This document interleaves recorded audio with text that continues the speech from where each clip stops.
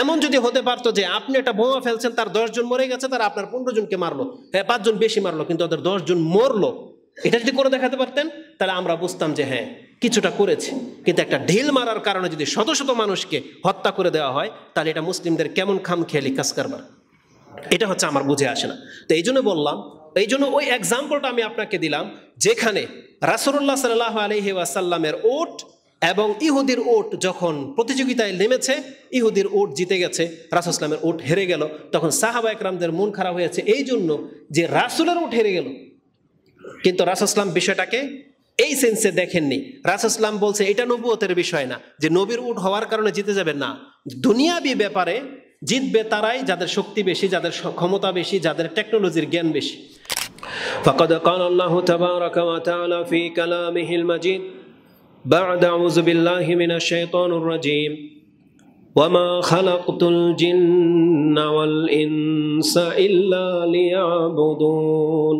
ওয়া ক্বালা আল্লাহু তাআলা ফি মাওদিইন আখার ওয়া মা খালাকনাস সামাআ ওয়াল আরদা ওয়া মা বাইনাহুমা বাতিলা ذلك ظن الذين كفروا فويل للذين كفروا من النار أم نجعل الذين آمنوا وعملوا الصالحات كالمفسدين في الأرض أم نجعل المتقين كالفجار। প্রশংসা মাত্র আল্লাহ সুবহানাহু ওয়া তাআলা, যিনি বিশ্ব জগতের একমাত্র মালিক, যিনি এক ও একক, যিনি তার কর্মে, তার সিদ্ধান্তে চূড়ান্তভাবে যে কোনো কিছুর উপরে ফয়সালা করে থাকেন, যার উপরে প্রশ্ন তোলার মতো কেউ নেই, বরং তিনি সবাইকে প্রশ্ন করার ক্ষমতা রাখেন। তিনি যেমন চান বিধান নাজিল করেছেন, যেমন চান তিনি আমাদের উপরে হুকুম বর্তিয়ে থাকেন। কিন্তু আল্লাহ সুবহানাহু ওয়া তাআলা তিনি আমাদের উপরে যেই কোনো বিধান জারি করেছেন তাতে আমাদেরই কল্যাণ নিহিত রয়েছে, এমনটা আমাদেরকে জানানো হয়েছে। যে আল্লাহ আমাদের এই বিধানের মধ্যে আমাদের জন্য নাজাতের ব্যবস্থা রেখেছেন, দুনিয়া এবং পরকালে আমরা সেই সত্তার প্রশংসা করি, আমরা বলি আলহামদুলিল্লাহ। সালাতু ওয়া সালাম প্রিয় নবী মুহাম্মদুর রাসূলুল্লাহ সাল্লাল্লাহু আলাইহি ওয়াসাল্লামের উপর, যার মাধ্যমে আমাদেরকে ব্যক্তির পূজা থেকে তুলে এনে এক আল্লাহর বন্দিগিতে লিপ্ত করেছেন, যার মাধ্যমে তিনি আমাদেরকে রাষ্ট্রের মালিক বানিয়েছেন, যার মাধ্যমে তিনি আমাদেরকে সম্মানিত করেছেন। আমরা সেই রাসূলের প্রতি সালাত এবং সালাম পাঠ করি, আমরা বলি আল্লাহুম্মা সাল্লি ওয়া সাল্লিম ওয়া বারিক আলা নবিয়িকা মুহাম্মদ।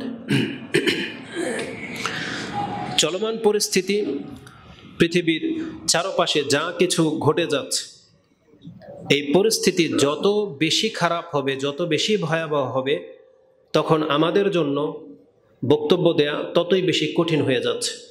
বিশেষ করে আমার জন্য, গত খুতবায়ও সে কথাটা বলেছি, কিন্তু এই এক সপ্তাহের মধ্যে কেন যেন মনে হয়েছে গত খুতবার চেয়েও এই খুতবাটা আমার জন্য আরও বেশি কঠিন লেগেছে। কি বিষয় নিয়ে খুতবা দেওয়া যায় এটা ভাবতে ভাবতে যখন দেখলাম যে মঙ্গলবার চলে আসছে, বুধবার দিন আমি আমাদের এক ভাইকে, এই মসজিদের একজন দায়িত্বশীলকে বললাম যে কি বিষয়ে খুতবা দেওয়া যায়। তখন তিনি আমাকে কিছু দিক নির্দেশনা দিলেন। তো তার উপরে ভিত্তি করে একটু সাহস জোগালেন যে পরিস্থিতি যেমনটাই হোক, আমাদের প্রত্যেকেই আমরা কল্যাণকামী, আমরা যেটাই বলি সেটা আমাদের জাতির কল্যাণের জন্যই বলবো, কোরআন হাদিস থেকেই বলবো, এবং যে কোনো বিষয় নিয়ে আপনি কথা বলবেন সেটাই প্রযোজ্য, কারণ মুসলিমদের জন্য কোরআন হাদিসের প্রত্যেকটা কথাই গুরুত্বপূর্ণ। তো সেই সুবাদে ইচ্ছা করেছি যে খুতবা দেব এবং এসেছি। আল্লাহ সুবহানাহু ওয়া তাআলা তিনি আমাদের অন্তরের মালিক, তিনি আমাদেরকে গাইড করেন। তবে বিদ্যা বুদ্ধির স্বল্পতার কারণে হয়তো আমি অত চূড়ান্ত কোনো বিষয় বা আরও জ্ঞানগর্ভপূর্ণ কোনো বিষয় হয়তো আপনাদেরকে উপহার দিতে পারবো না। তবে আমি মনে করি যে কথাগুলোই বলি সেগুলো আমাদের অন্তর থেকে আমরা ভাবি, এবং ভাবি যে পরিস্থিতিটা এমন হওয়া উচিত ছিল আমাদের বিদ্যা বুদ্ধি অনুযায়ী। কিন্তু আরও বিচক্ষণ যারা, তারা হয়তো আরও অনেক সূক্ষ্ম কিছু দেখতে পান, তারা হয়তো আরও বেশ কিছু ভালো সমাধান দিতে পারবেন। এজন্য আমরা আল্লাহ সুবহানাহু ওয়া তাআলার কাছে দোয়া করি আমাদের ইলমের ঘাটতি থাকার কারণে আল্লাহ যেন আমাদেরকে লাঞ্ছিত না করেন। আল্লাহর কাছে আমরা তৌফিক কামনা করব। আল্লাহ ফিতনা যত বাড়বে, মুসলিমদের জন্য যেটা সঠিক দিক নির্দেশনা, আমরা যেন আমাদের জাতির জন্য সেই দিকগুলো নিয়ে আসতে পারি। আল্লাহ তুমি আমাদেরকে তৌফিক দান করো। তো এক পর্যায়ে আমি ভেবেছি যে আজকের বক্তব্যটা খুতবার বিষয় হবে উদ্দেশ্যমূলক কাজ করার প্রতি আহ্বান। মুসলিম জাতির মুসলিম ভাইদেরকে আমরা বলবো, মা বোনদেরকে বলবো, আমরা প্রতিদিন যেভাবে সময় পার করি আমাদের এই সময় পার করাটা যেন কোনো না কোনো উদ্দেশ্যের ভিত্তিতে হয়। মানে আমার আগামী দিনগুলো কি হবে, কি করব, কি হতে যাচ্ছে, এটাকে টার্গেট করে উদ্দেশ্য করে আমাদেরকে কাজ করা উচিত। এমনি দিনের পরে দিন, রাতের পর রাত যেভাবে আমরা পার করে যাচ্ছি উদ্দেশ্যহীনভাবে, আমাদের কোনো লক্ষ্যবস্তু নাই, তাহলে আমাদেরকে এইভাবে পশুর মতো জীবনযাপন না করে আমাদেরকে আল্লাহ সুবহানাহু ওয়া তাআলা যেইভাবে জীবনযাপন করতে বলেছেন সেই উদ্দেশ্যের দিকে ফিরে আসার প্রতি আজকের এই আহ্বান ইনশাআল্লাহ। চলমান সময়ের এই কথাগুলোকে ভেবে যেটা আমি দেখতে পেলাম, আমার শুধু একটা কথাই বেশি মনে হয়েছে। আল্লাহ এবং তার রাসূল সাল্লাল্লাহু আলাইহি ওয়াসাল্লাম আমাদেরকে সব কিছু শিক্ষা দিয়েছেন, সব কিছু। যেমন তিনি আমাদেরকে শিক্ষা দিয়েছেন তাওহীদ, যেমন তিনি আমাদেরকে শিক্ষা দিয়েছেন ভদ্রতা কিভাবে অর্জন করতে হয়, ভদ্রতা কিভাবে দেখাতে হয়, যেমন তিনি আমাদেরকে শিক্ষা দিয়েছেন উত্তম আখলাক কিভাবে গঠন করতে হয়, কেমন ব্যক্তি হয়, তেমনি তিনি আমাদেরকে শিক্ষা দিয়েছেন ইবাদত, তেমনি আমাদেরকে শিক্ষা দিয়েছেন যে এই জমিনে কিভাবে আল্লাহর দ্বীনকে প্রতিষ্ঠিত করতে হয়। এটা কিন্তু আমাদেরকে শিক্ষা দেওয়া হয়েছে। বরং রাসূলুল্লাহ সাল্লাল্লাহু আলাইহি ওয়াসাল্লামের মাধ্যমে প্র্যাকটিক্যাল বাস্তবায়ন করে আল্লাহ দেখিয়েছেন যে এইভাবে আল্লাহর দ্বীনকে কায়েম করতে হয়, সেটা রাসূল সাল্লাল্লাহু মাধ্যমে করে দেখিয়েছেন। এবং আমাদেরকে এটাও দেখানো হয়েছে যে আল্লাহ সুবহানাহু ওয়া তাআলার বান্দারা কেমন হতে হয়, কেমন হবে, এবং আল্লাহর বান্দারা যেই এরিয়াতে বসবাস করবে সেখানে কেবল আল্লাহর নীতি চলবে, এটা আমাদেরকে শিক্ষা দেওয়া হয়েছিল। যে যেখানে আল্লাহর বান্দারা থাকবে সেখানে অন্য কোনো মতবাদ টিকতে পারবে না, আস্থা মানে পাত্তাই পাবে না, এটা আমাদেরকে শিক্ষা দেওয়া হয়েছিল। এভাবে আমাদেরকে কোরআন হাদিসের মাধ্যমে আল্লাহ আমাদের জীবন ব্যবস্থাও শিক্ষা দিয়েছেন যে কিভাবে আমরা সম্মানের সাথে পৃথিবীতে বসবাস করতে পারবো এবং কিভাবে আমরা আল্লাহর দ্বীনকে প্রচার প্রসার করব, এই সব কিছু কিন্তু আমাদেরকে শিক্ষা দেওয়া হয়েছে। কিন্তু আপনি লক্ষ্য করলে দেখতে পাবেন অধিকাংশ মুসলিম এগুলো আমরা জানি বটে, কিন্তু আমরা আমল করি না, আমরা সেই উপদেশগুলো মেনে চলি না। মানে আমরা সবাই জানি যে আমাদের মুসলিমদের কাজ কি, করণীয় কি, এগুলো সব আমরা জানি, কিন্তু আমরা সেই উপদেশগুলোকে খুব কম গ্রহণ করে থাকি, জীবনটাকে ওই দিকে খুব কম পরিচালিত করে থাকি। এই জন্য আজকে সেই উদ্দেশ্য মূলকভাবে আপনাকে কাজ করার প্রতি আহ্বান জানানোর জন্য আজকের এই খুতবার জন্য আমি চিন্তা করেছি। এর জন্য আমি প্রথম আপনাকে দেখাবো যে উদ্দেশ্যমূলক কাজ করার গুরুত্বটা কি। আর এর জন্য আমি সর্বপ্রথম উদাহরণস্বরূপ আমি আমার স্রষ্টা আল্লাহ সুবহানাহু ওয়া তাআলাকে দেখাতে চাচ্ছি যে আমাদের স্রষ্টা যিনি আল্লাহ, তিনি যা কিছু করেছেন, যা কিছু করেন, প্রত্যেকটার পেছনে তার বিশেষ একটা উদ্দেশ্য অবশ্যই রয়েছে। তিনি কোনো কিছুকে উদ্দেশ্যহীনভাবে সৃষ্টি করেননি। যা কিছু পৃথিবীতে ঘটে এবং ঘটবে, আল্লাহ বলেছেন কোনো কিছু অযথা খেলতামশার ছলে আমি এটা করি না, বরং আমার প্রত্যেকটা কিছুর পেছনে একটা উদ্দেশ্য থাকে। এবং কোরআন হাদিসে যেটাকে হিকমা বলা হয়েছে, আল্লাহ সুবহানাহু ওয়া তাআলার উদ্দেশ্যটাকে কোরআন হাদিসের ভাষায় এটাকে আল্লাহর হিকমা বলা হয়, যে এটা আছে আল্লাহর হিকমা। যেমন অনেক সময় আমরা এই ভাষাটা ব্যবহার করি, যেটা কেন ঘটলো এটার হিকমা একমাত্র আল্লাহই ভালো জানে।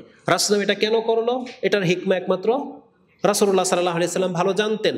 এজন্য অনেক সময় আমরা বোঝাতে গিয়ে হিকমা শব্দটা ব্যবহার করি, তার মানে হচ্ছে উদ্দেশ্য। আল্লাহ সুবহানাহু ওয়া তাআলা কেন তাকে দিয়ে এটা ঘটিয়েছেন, কেন তার লাইফে এটা ঘটেছেন, এগুলো সবগুলোকে উদ্দেশ্য বলা হয়, যেটাকে আমরা বলি এটা আল্লাহর হিকমা। যেমন বদরের প্রান্তে উহুদের যুদ্ধে রাসূলুল্লাহ সাল্লাল্লাহু আলাইহি ওয়াসাল্লামকে খুব মারাত্মকভাবে আঘাত করা হয়েছিল।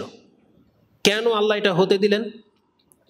আল্লাহ সুবহানাহু ওয়া তাআলার নিশ্চয়ের মধ্যে কোনো উদ্দেশ্য ছিল, হিকমা, যেটা আমরা হয়তো জানি না, কিন্তু কিছু আমাদেরকে জানানো হয়েছে।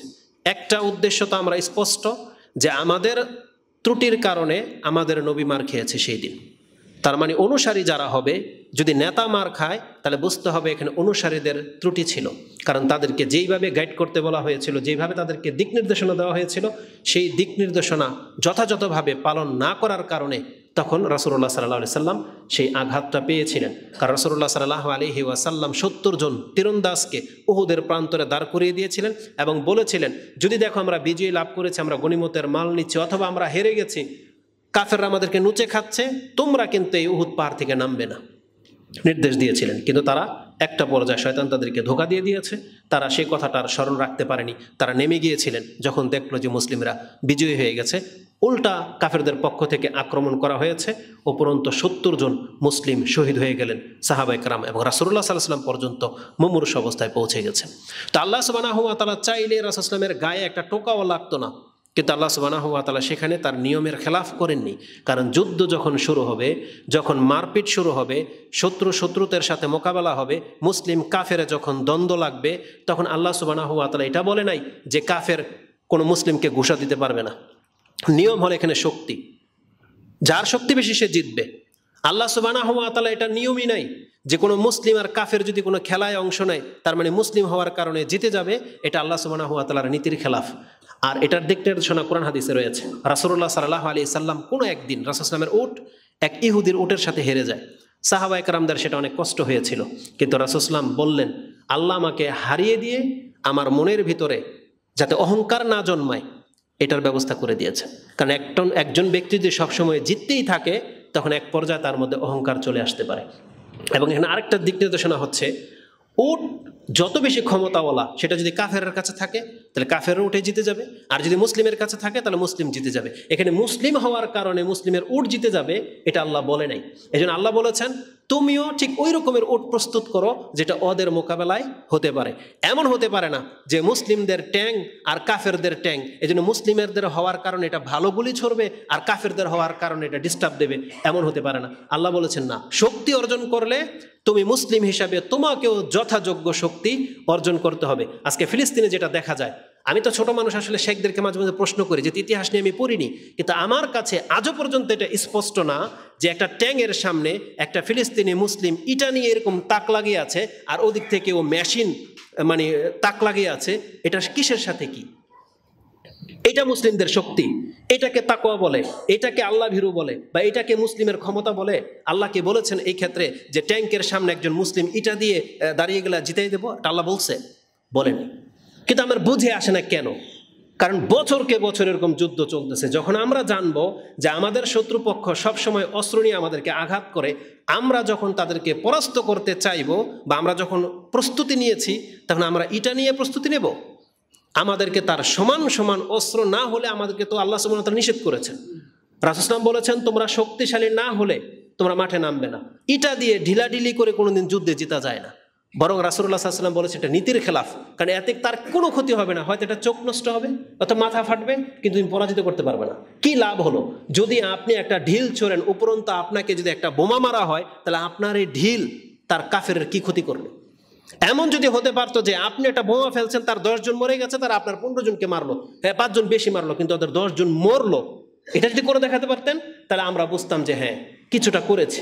কিন্তু একটা ঢিল মারার কারণে যদি শত শত মানুষকে হত্যা করে দেওয়া হয়, তাহলে এটা মুসলিমদের কেমন খামখেয়ালি কাজ কারবার, এটা হচ্ছে আমার বুঝে আসে না। তো এই জন্য বললাম, এই জন্য ওই এক্সাম্পলটা আমি আপনাকে দিলাম যেখানে রাসূলুল্লাহ সাল্লাল্লাহু আলাইহি ওয়াসাল্লামের উট এবং ইহুদির উট যখন প্রতিযোগিতায় নেমেছে, ইহুদির উট জিতে গেছে, রাসূল ইসলামের উট হেরে গেল।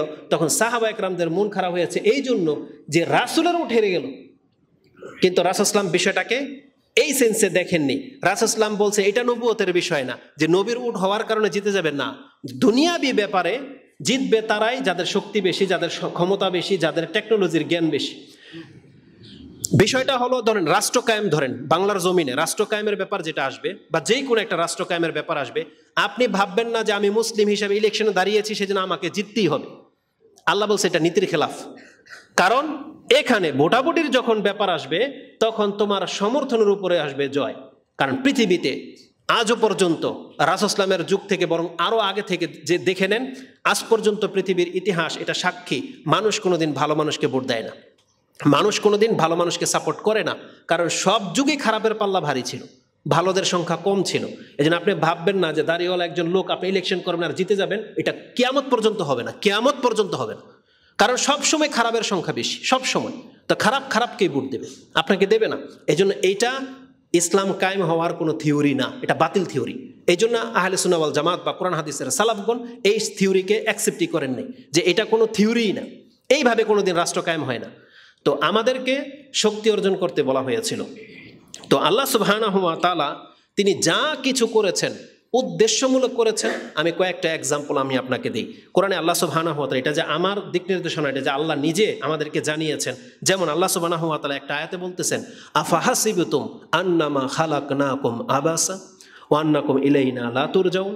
তোমরা কি ভেবেছো মানুষ, তোমাদেরকে কি আমি অযথাই সৃষ্টি করেছি? যেমন তোমরা অযথা কত কিছু করো না, খেলতামশার ছলে একটা পুতুল বানাইলা, পছন্দ হইল না, পুতুলটাকে ফেলে দিলা। আজকে হিন্দু সমাজ যে পূজা করে, নিজের হাতে মাবুদ বানায়, কিছুদিন পূজা অর্চনা করলো, নিজে আবার এটাকে লাথি দিয়ে ডুবিয়ে দিল। আমরা যে ভাষা ব্যবহার করি, এটা কি তিরস্কারমূলক নাকি এটাই বাস্তব? আমরা নিজের চোখে দেখে বলি। ওরা যে পুতুলের উপরে উঠে দাঁড়ায়া পাড়ায়া ডুবায় না এটাকে, তাহলে এটা তো চোখের দেখা, এটা তো আমাদের অপবাদ না, মিথ্যাও তো না, আর এটা তো করে।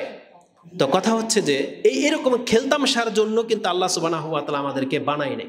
এটা হচ্ছে বাচ্চাদের পুতুল খেলার মতো। সে নদীর পাড়ে বালুর কিনারা একটা সুন্দর করে ঘর বানায়, এরিয়া করে, বিকালবেলা যখন বাপমা বলে চলো যথেষ্ট হয়ে গেছে, তখন সেই বাচ্চাই আসার সময় লাথি দিয়ে সেই ঘরটাকে ভেঙে দিয়ে চলে আসে। তো ওদের ধর্মের ইবাদতগুলো হচ্ছে ওই টাইপের।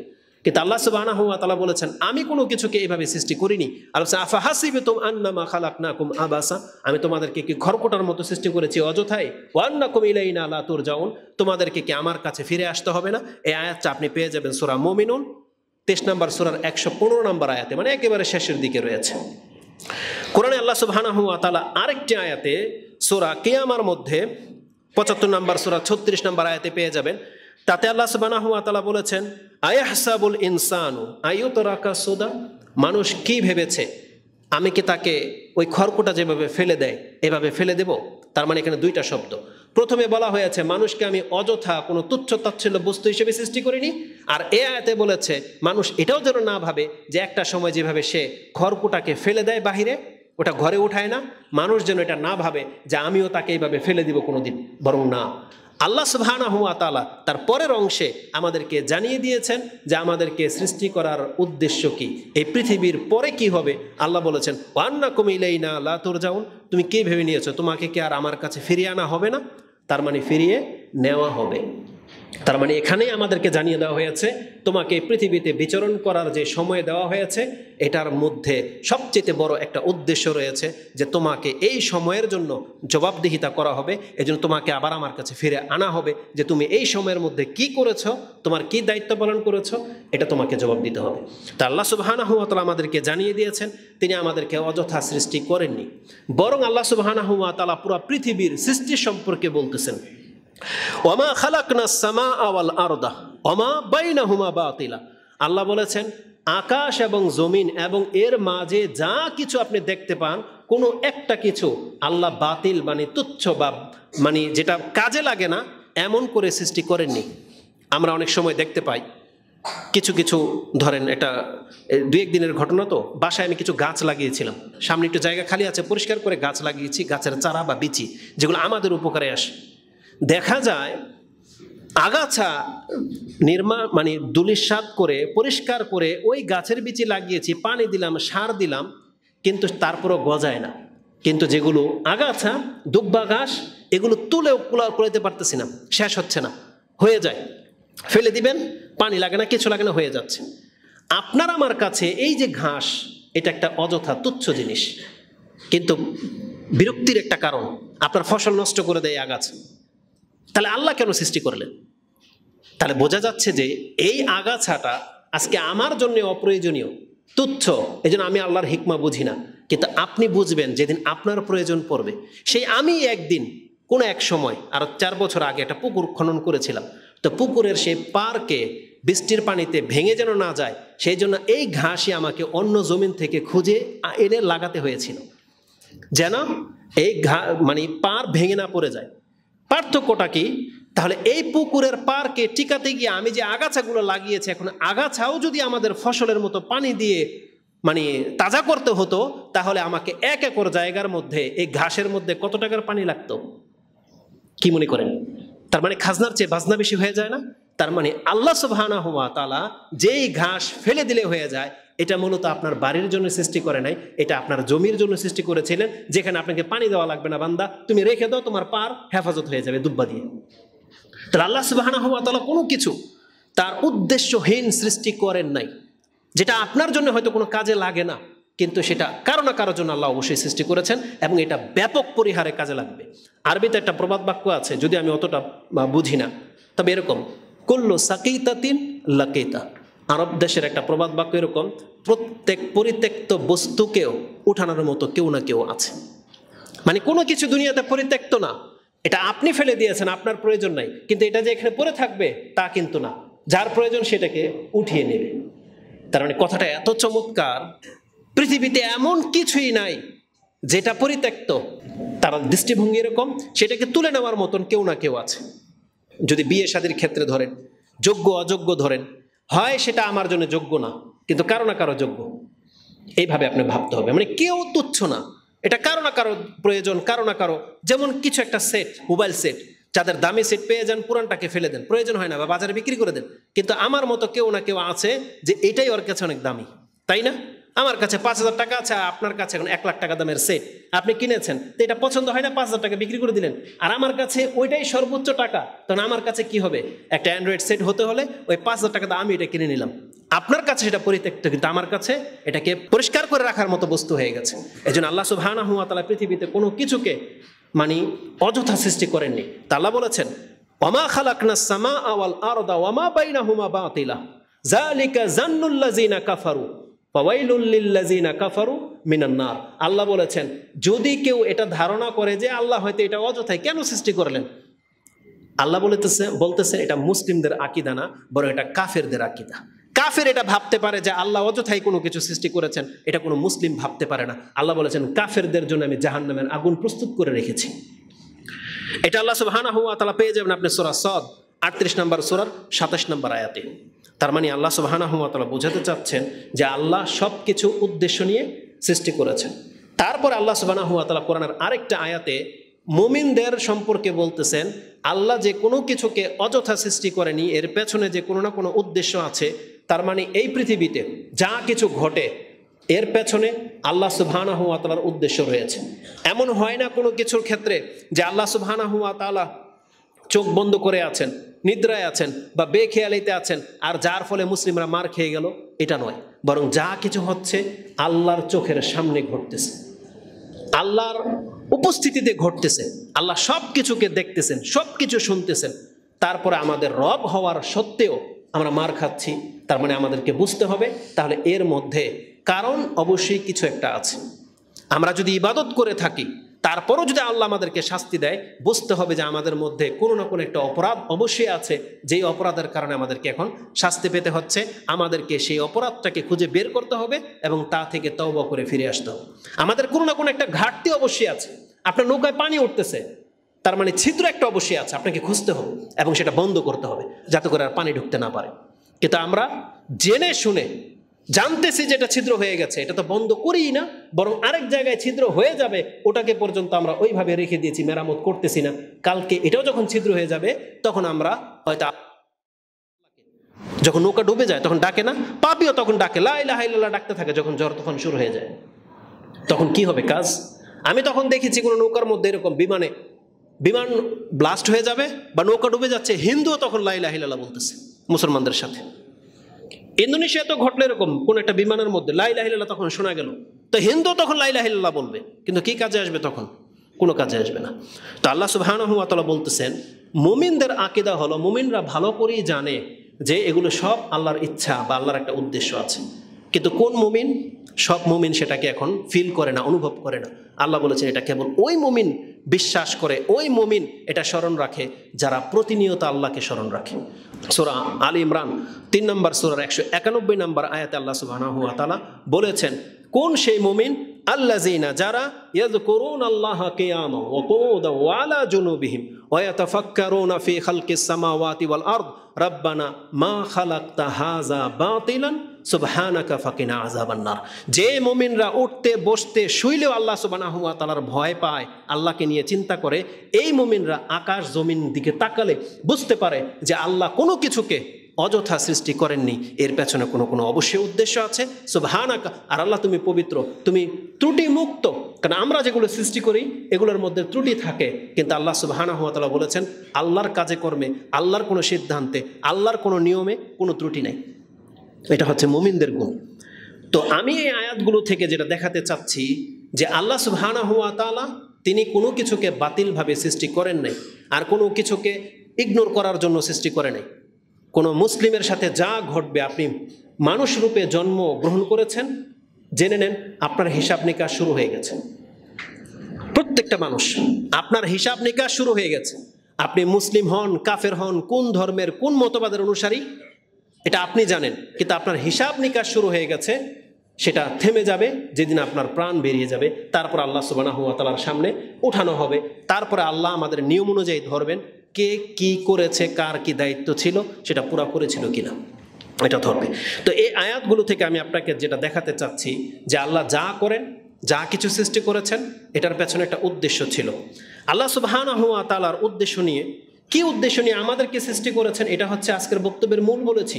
তার আগে আল্লাহ সুবহানাহু ওয়া তাআলার উদ্দেশ্যের কয়েকটা এক্সাম্পল আমি আপনাকে দিই।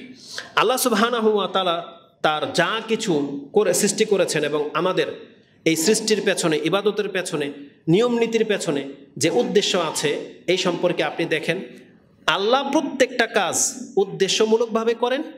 তিনি যখন রাসূল পাঠিয়েছেন, তার প্রত্যেকটা রাসূলকেও ঠিক এইভাবে তিনি পরিচালনা করিয়েছেন। রাসূলগণ রাসূল হওয়ার পরে তার নিজের এখতিয়ার দিয়ে কোনো কাজ কোনো রাসূলের করার অধিকার ছিল না। এমনকি মুহাম্মদুর রাসূলুল্লাহ সাল্লাল্লাহু আলাইহি ওয়াসাল্লাম তিনি হাসতেন, সেটাও আল্লাহর ইচ্ছায়। একটা মানুষের ব্যক্তিত্ব কেমন হয়ে যায়, আমরা লাগামহীন, কি বলে ফেলতেছি, কি করে ফেলতেছি, আমাদের জবাবদিহিতার কোনোই নাই, কেউ নাই। কিন্তু মুহাম্মদুর রাসূলুল্লাহ সাল্লাল্লাহু আলাইহি ওয়াসাল্লাম তার এমন একজন ব্যক্তিত্ব যার ঘুম পর্যন্ত আল্লাহর ইশারায় হতো। সে চাইলে লম্বা টাইম ঘুমিয়ে থাকতে পারতেন না, আল্লাহ তাকে উঠিয়ে দিতেন। কুম ফানজির, তিনি শুয়েছিলেন চাদর আবৃত্তি করে, আল্লাহ বলেছেন ইয়া আইয়ুহাল মুদ্দাসসির কুম ফানজির, দাঁড়ান, ওঠেন এবং সতর্ক করেন জাতিকে। শুয়ে থাকতে পারবেন না আপনি, আল্লাহ তাকে জাগিয়ে দিয়েছেন। তিনি হাসতেন খুব কম, মাঝে মাঝে, এই যে বলা হয় না মাঝে মাঝে তার মারির দাঁত দেখা গেছে, মাঝে মাঝে। তার মানে একটা মানুষ, আমরা কত হালকা, যখন তখন হেসে ফেলতেছি, যা খুশি তা করে ফেলতেছি, যা কিছু তা মন্তব্য করে ফেলতেছি। টিকটকের মধ্যে, নেটের মধ্যে আপনি দেখতে পাবেন এমন ব্যক্তি যাদের এই জায়গায় শোভা পায় না, সেখানেও সে বসে আছে। কিন্তু রাসূলগণ এটা পারতেন না। তারা আল্লাহ সুবহানাহু ওয়া তাআলার দিক নির্দেশনার মতো চলতেন। নাহলে রাষ্ট্রের প্রেসিডেন্ট কোনোদিন খেলার মাঠে খেলা দেখতে পারে না। যদি আল্লাহর পক্ষ থেকে দিক নির্দেশনা হতো, জবাবদিহিতার ভয় থাকতো, তাহলে একটা রাষ্ট্রের প্রেসিডেন্ট কোনোদিন এই কাজটা করতে পারে না। তাহলে আমি যেটা দেখাতে চাচ্ছি যে দায়িত্বটা কত মারাত্মক, বা উদ্দেশ্য নিয়ে কাজ করা এটা কতটা গুরুত্বপূর্ণ। রাসূলগণ উদ্দেশ্য নিয়ে কাজ করতেন। ইব্রাহিম আলাইহিস সালাম, আজকের বক্তব্য যদি আপনি বুঝেন তাহলে প্রত্যেকটা জিনিস আপনি টের পাবেন। ইব্রাহিম আলাইহিস সালামকে তার এলাকা থেকে হিজরত করে ফিলিস্তিনে আল্লাহ নিয়ে গিয়েছিলেন, একটা উদ্দেশ্য ছিল। কি উদ্দেশ্য ছিল সেটা হয়তো তখন বোঝা যায়নি। তার দীর্ঘকাল আল্লাহ তাকে সন্তান দেননি, তারপরে দিলেন ইসমাইল, ফুটফুটে সন্তান, কুলের বাচ্চা। আল্লাহ তাকে কি করলেন, বলল একে মরুভূমিতে রেখে আস। মক্কার মরুভূমি, একটা যুবক বয়সে যখন কাজ করে খেতে পারত তখন দিয়ে যাইতেন। কিন্তু আল্লাহ সুবহানাহু ওয়া তাআলা কুলের বাচ্চাকে মাকে সহ মরুভূমিতে রেখে দিলেন। আল্লাহর কি উদ্দেশ্য ছিল? দেখতে তো মনে হচ্ছে যে কত কঠিন, আল্লাহ এমনটা করতে পারলো, কিন্তু রেজাল্ট কি? তার মানে আল্লাহর উদ্দেশ্য আমাদের কাছে এখন স্পষ্ট। আল্লাহ উদ্দেশ্য করেছিলেন ইব্রাহিমকে, যেহেতু আল্লাহ বলেছেন সূরা বাকারার মধ্যে, আমি আপনাকে পুরো দুনিয়ার উপরে সম্মানিত করব। ইব্রাহিম আলাইহিস সালামের সাথে একটা ওয়াদা ছিল, তাই তার নাসল থেকে আল্লাহ পুরো আহলে কিতাবটাকে জন্ম দিয়েছেন। যত নবী আসছে শুধু ইব্রাহিম আলাইহিস সালামের রক্ত থেকে, দুই ছেলে থেকে সমস্ত নবীর জন্ম। তারপরের যত নবী রাসূল আসছে তার দুই ছেলে থেকে, চিন্তা করা যায়। আর আল্লাহ দুই ছেলেকে দুই প্রান্তে রেখে দিয়ে পুরো আরবটাকে ইব্রাহিম আলাইহিস সালামের নসল দিয়ে জন্ম দিয়ে দিলেন। ইসমাইল আলাইহিস সালামকে মুখ ফুটে নাই, ওই সময় কেন মক্কাতে নিয়ে আসা হয়েছে? কারণ আল্লাহ চেয়েছিলেন যে ইসমাইল আরবি ভাষী হোক। আর একটা কোলের বাচ্চা অল্প বয়সে যদি কোনো ভাষা না শিখে, বড় হলে ওটা ও আয়ত্ত করতে পারবে না, যেটা একটা বাচ্চা বয়সে পারে। এই জন্য একেবারে শিশু অবস্থায় মক্কাতে আরব দেশে এনে রেখে দিলেন, ওর ভাষাটাই আরবি হয়ে গেল। চিন্তা করা যায়। তার থেকে মুহাম্মদ সাল্লাল্লাহু আলাইহি ওয়াসাল্লামের জন্ম। তাহলে আল্লাহ এইভাবে প্ল্যান করেছিলেন। ইউসুফ আলাইহিস সালামকে কুয়ার মধ্যে ফেলে দেওয়া হয়েছে, না তার বাবা বুঝতো না আমরা বুঝতাম, কিন্তু আল্লাহ সুবহানাহু ওয়া তাআলা দেখিয়ে দিয়েছেন যে কেন আমি ইউসুফকে হত্যা করতে দেইনি, কূপের মধ্যে নিক্ষেপ করা, জেলখানাতে যাওয়া, এর পেছনে আল্লাহর কি উদ্দেশ্য ছিল এটা আল্লাহ বাস্তবায়ন করে দেখিয়েছেন। মুহাম্মদুর রাসূলুল্লাহ সাল্লাল্লাহু আলাইহি ওয়াসাল্লামকে আল্লাহ সুবহানাহু ওয়া তাআলা মক্কা থেকে মদিনাতে নিয়ে আসছিলেন কেন, এটার উদ্দেশ্য স্পষ্ট। কারণ আল্লাহ সুবহানাহু ওয়া তাআলা চেয়েছিলেন যে মক্কার লোকেরা যেমন তার সাথে গাদ্দারি করেছে, মদিনার লোকেরা এটা করবে না, এবং মদিনার লোকদেরকে নিয়ে তিনি পুরো আরব শাসন করবে, এটা আল্লাহ চেয়েছিলেন, তাই তাকে হিজরত করে এনেছিলেন। আল্লাহ সুবহানাহু ওয়া তাআলা এইভাবে যতগুলো কাজ ঘটান তার একটা উদ্দেশ্য থাকে।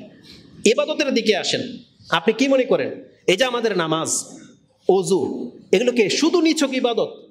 শুধু নিছক ইবাদত না, আল্লাহ উদ্দেশ্য রেখেছেন যে আমি আমার বান্দাদেরকে পাপ মাফ করতে চাই, ওরা যেন জাহান্নামে যেতে না হয়। এজন্য ইবাদতের মধ্যে আল্লাহ পাপ মাফ করার একটা ব্যবস্থা রেখে দিয়েছেন। এজন্য রাসূল সাল্লাল্লাহু আলাইহি ওয়াসাল্লাম বলেছেন, ওযু করলে পাপ ঝরে যায়, নামাজ পড়ে নিলে পাপ মাফ হয়ে যায়। তাহলে এটা নিছক শুধু ইবাদত নয়, আল্লাহ উদ্দেশ্য করে সৃষ্টি করেছেন যে আমার বান্দা যদি 5 ওয়াক্ত সালাত পড়ে, রাসূল সাল্লাল্লাহু আলাইহি ওয়াসাল্লাম, ইমাম মুসলিম সে হাদিস কোট করেছেন, তাহারাতের অধ্যায় 440 নম্বরে পেয়ে যাবেন। আয়েশা রাদিয়াল্লাহু তাআলা আনহা আবার অন্য সাহাবী থেকে যে আসসালাওয়াতুল খামসা ওয়াল জুমআতু ইলাল জুমআ ওয়া রমাদানু ইলা রমাদান মুকাফফিরাতুম মা বাইনাহুন্না ইযা তুনিবাল কাবায়ের। যখন কোনো ব্যক্তি কাবিরা গুনাহ থেকে বেঁচে থাকে তাহলে 5 ওয়াক্ত নামাজ ওযুর মাধ্যমে তার পাপ সব মাফ হয়ে যায়। এটা অনেক বড় ব্যাপার। ঠিক তেমনি আল্লাহ সুবহানাহু ওয়া তাআলা তিনি উদ্দেশ্য করে সবকিছু সৃষ্টি করেছেন। আল্লাহ সুবহানাহু ওয়া তাআলার উদ্দেশ্যের মধ্যে আমি আপনাকে দেখাতে পারি আমাদের উপরে যে জিহাদ ফরজ করা হয়েছে, কি উদ্দেশ্য? এটা কি উদ্দেশ্যহীন? আল্লাহ যেহেতু সব কাজ উদ্দেশ্যমূলক করেন, তাহলে আমাদের উপরে, মুসলিমদের উপরে যে আল্লাহ জিহাদ ফরজ করেছেন, এটার কি উদ্দেশ্য নাই? উদ্দেশ্য আছে। বরং আমি এই 2 দিনে এটা সম্পর্কে যেটা জানলাম, আমি শুধু খুঁজেছি যাতে ওই মেসেজটা আপনাদেরকে দিতে পারি, যেটা খুব কম বক্তব্যে বলা হয়। জিহাদের বহু বক্তব্য হয়তো আছে, কিন্তু আপনাকে এটা খুব কম বক্তব্য তুলে ধরা হবে আল্লাহ জিহাদটা ফরজ করেছিলেন কেন, এতে মুসলিমদের কি ফায়দা। শুধু কি রক্ত ঝরানো এটাই কি শুধু মূল টার্গেট? না, বরং আমি আপনাকে দেখাতে পারি। প্রথম আপনাকে এটা বলবো, আমি আল্লাহর কাছে একটা মানুষের রক্ত কত দামি, একটা মুসলিমের রক্ত কত সম্মানিত আল্লাহর কাছে, সেটা আপনাকে প্রথম বুঝতে হবে। আল্লাহর সৃষ্টির মধ্যে যত সৃষ্টি আছে, কাফের হোক অথবা মুনাফেক হোক, নাস্তিক হোক, মানুষ তো মানুষ হিসেবে সমস্ত প্রাণীর চেয়ে মানুষের মর্যাদা সবচেয়ে বেশি। আচ্ছা ধরেন তো আল্লাহ তো কেসাস করতে বলেছেন, কেসাস করতে বলেছিলেন না, যে হত্যার বদলে হত্যা, হাত কাটার বদলে হাত কাটা, চোখ উঠানোর পরে চোখ উঠানো। একটা মানুষ যদি কোনো একটা গরুকে মেরে ফেলে, ওটা তো একটা প্রাণ, প্রাণ না? এখন কি ওই আয়াত বাস্তবায়ন হবে মানুষের উপরে? কেন হবে না? কারণ পশুর রক্তের চেয়ে মানুষের রক্তের দাম বেশি। এই জন্য একটা মানুষ যদি পশু মেরে ফেলে এর জরিমানা দিবে, কিন্তু তাই বলে মানুষকে হত্যা করে ফেলতে হবে এই বিধানই নেই, আল্লাহর বিধানই নেই, সে কাফের হোক অথবা মুসলমান হোক। যদি ধরেন পশুটা মুসলিমের কিন্তু হত্যা করেছে একটা কাফেরে, তারপর রেজাল্টটা কি হবে?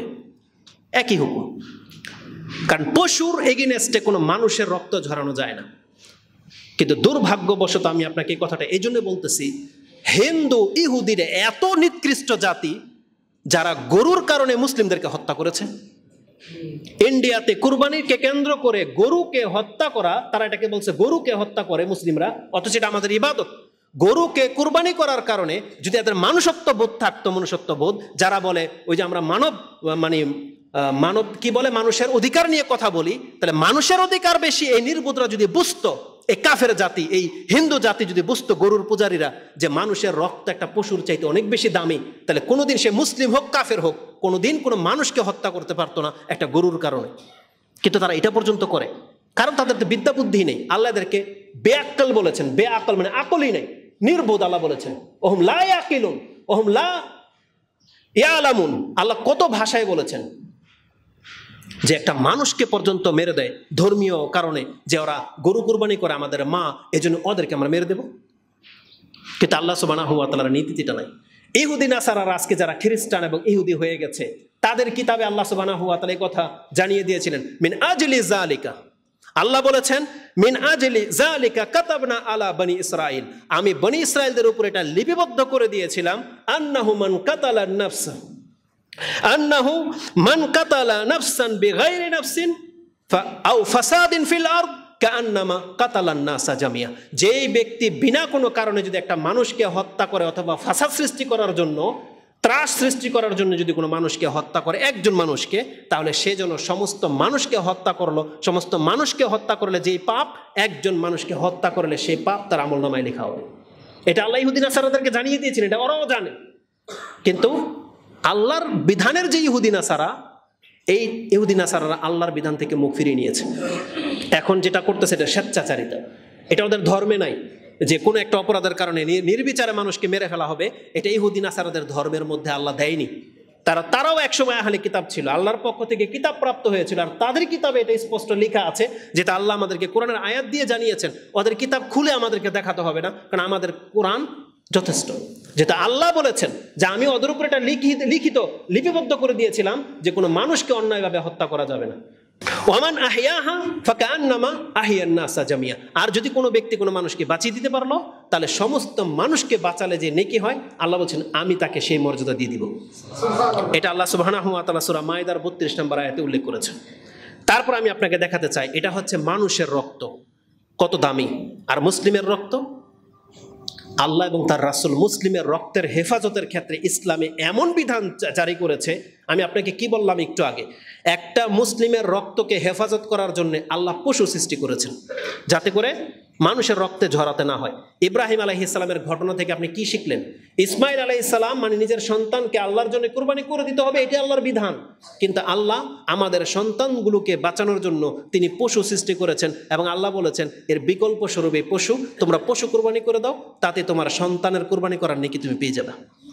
এটাই না ইব্রাহিম আলাইহিস সালামের সন্তানের এগেইনস্টে আল্লাহ কি বলেছেন? ওয়াফাদাইনাহু বিযিবহিন আদিম, আমি ফিদিয়া স্বরূপ তোমাকে একটা মহামূল্যবান কুরবানি দিয়ে দিলাম।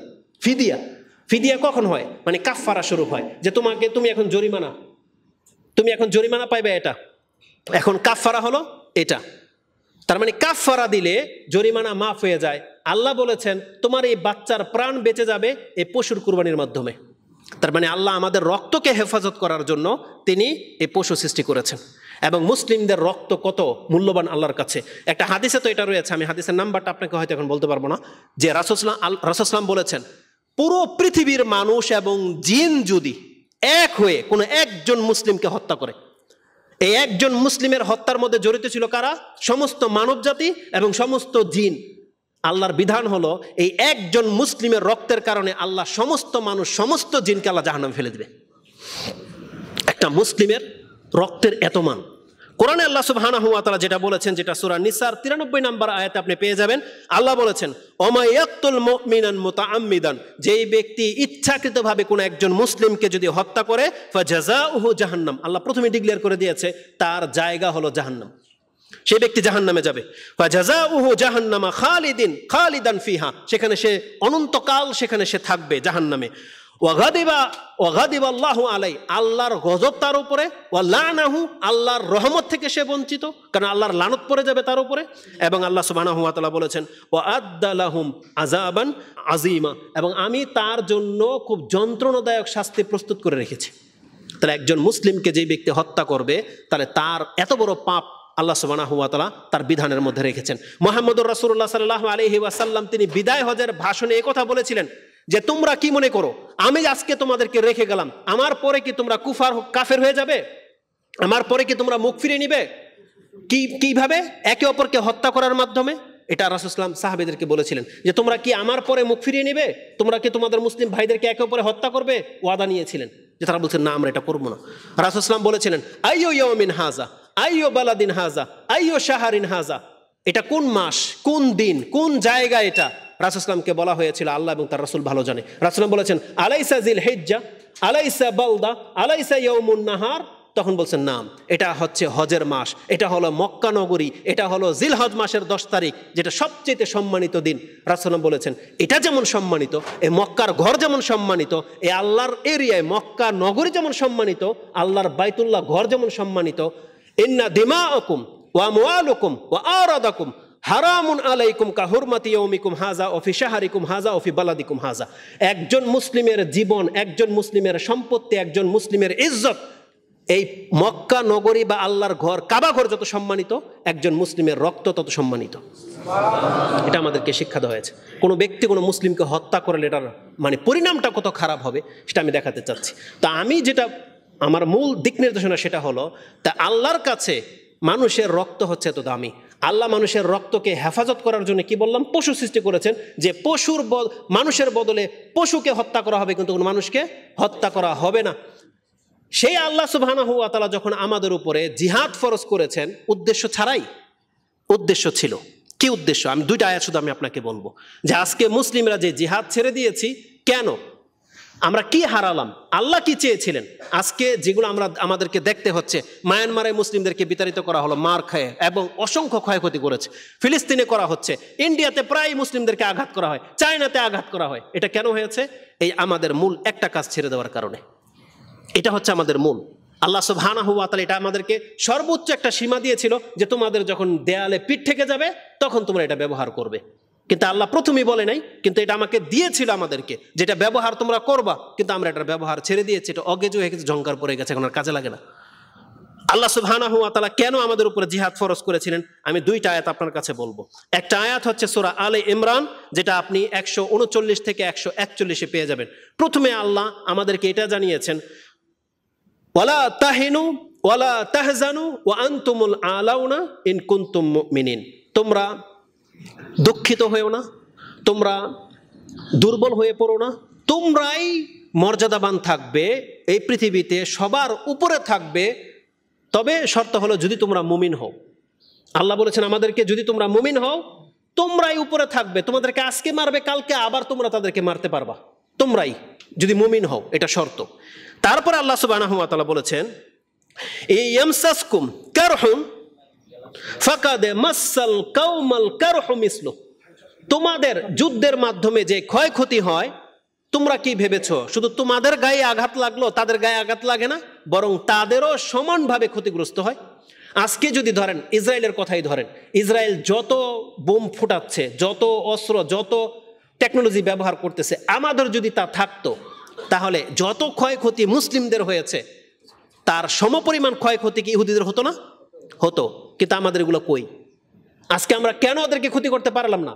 কারণ আমরা যে টাকা দিয়ে শক্তি অর্জন করতে হতো, আমাদের ডিফেন্স তৈরি করতে হতো, সেই টাকা দিয়ে আমরা খেয়ে পাবজি খেলে মোবাইল কিনে শেষ করে দিচ্ছি। এটা হচ্ছে আমাদের মুসলিমদের চরিত্র। আমরা মুসলিমরা নিজেদের ভোগ বিলাসে বার্গার, কিং বার্গার আর কেএফসি খেয়ে আমরা সেই টাকা ইহুদিদেরকে দিয়ে দিচ্ছি, আর ওরা ওগুলো আমাদের বিপক্ষে অস্ত্রশস্ত্রের ক্ষেত্রে ব্যবহার করতেছে। রেজাল্ট তো এমনই। কিন্তু আল্লাহ বলেছিলেন যে যেটা তোমাদের ক্ষয়ক্ষতি হবে, ওই একই ক্ষয়ক্ষতি ওদেরও হয়। কেন আল্লাহ এই কথাটা আমাদেরকে স্মরণ করিয়ে দিলেন? এই জন্য যে, কারণ একটা কাফের যখন মরে যায় তখন ওর দুনিয়াও শেষ, পরকালও শেষ। কিন্তু তোমরা মুসলিমরা, যদি তোমাদের এই জানমাল নষ্ট হয়, এটা তো শুধুমাত্র তোমার দুনিয়া গেল, কিন্তু তোমার জন্য পরকাল স্থায়ী হয়ে গেল। পরকাল তোমার জন্য ফাইনাল হয়ে গেল, যে তুমি জান্নাতি, তোমাকে শহীদের মর্যাদা দিয়ে দেওয়া হবে। কিন্তু মুসলিমরা সেই কাজ আমরা ছেড়ে দিয়ে বসে আছি। অথচ আল্লাহর উদ্দেশ্য কি ছিল, শুধু আমি আপনাকে দেখাই যে আল্লাহ কেন জিহাদকে আমাদের উপরে ফরজ করেছিলেন। আল্লাহ সুবহানাহু ওয়া তাআলা বলেন, ওয়া তিলকাল আইয়ামু নুদাউলুহা বাইনান নাস। আমি এর মাধ্যমে মানুষের মাঝে একটা বিপ্লব নিয়ে আসতে চাই, যে যখন কোনো জাতি জুলুম করবে, তার এই জুলুমকে ঠেকানোর জন্য এই জিহাদের মতো একটা অস্ত্র তোমাদেরকে, মুসলিমদেরকে দেওয়া হলো, যে তোমরা বিচার করবে, ইনসাফ করবে এর মাধ্যমে, যে তারা যদি হয় জুলুম থেকে ফিরে আসে তাহলে তারা মাপ পেয়ে যাবে, আর যদি তোমাদের এই দাবিকে অস্বীকার করে তাহলে এটা কোনো অপশন নাই, হয় মেনে নাও, না হয় তোমরা এই দেশ ছেড়ে চলে যাও। এটা হবে ইসলামিক বিধান। তা আল্লাহ বলেছেন এই জন্য আমি জিহাদকে ফরজ করেছি। দ্বিতীয়ত, মুসলিমরা জিহাদের মাধ্যমে কি পাবে? আপনারা যারা শ্রোতা আছেন, মুসল্লি আছেন, আপনাদের দৃষ্টি কিন্তু এইদিকে থাকবে। আমি কিন্তু একবার ওদিকে তাকাইনি। তাদের যেটা কাজ করতে দেন, কারণ আপনারা যদি দৃষ্টিভঙ্গি এদিক সেদিক করেন, কথা যদি না বোঝেন, তাহলে গিয়ে উল্টা প্রচার করবেন। যদি আলহামদুলিল্লাহ রেকর্ড হচ্ছে, কিন্তু দেখা যাবে যে আপনারা উল্টা প্রচার করবেন, অথবা বুঝলেনই না। কিন্তু কোন সেন্স নিয়ে বক্তব্যটা দেওয়া হচ্ছে, এটা আপনাকে এখন শুনতে হবে। আর যারা অযথায় এদিক সেদিক তাকাবেন, তাহলে আপনি আজকে নেকি হারাবেন। এই জন্য আপনাদের দৃষ্টিভঙ্গি এদিকে থাক। এই ফ্যানগুলো অফই থাক, তাহলে শব্দটা যাতে পৌঁছে, অফই থাক। এখন যে দিক নির্দেশনা আমি আপনাকে দিচ্ছি, এটা একটা খুব ক্রিটিক্যাল ব্যাপার, একটা গুরুত্বপূর্ণ ব্যাপার। আপনি সেটা শুনবেন, জানতে হবে আপনাকে।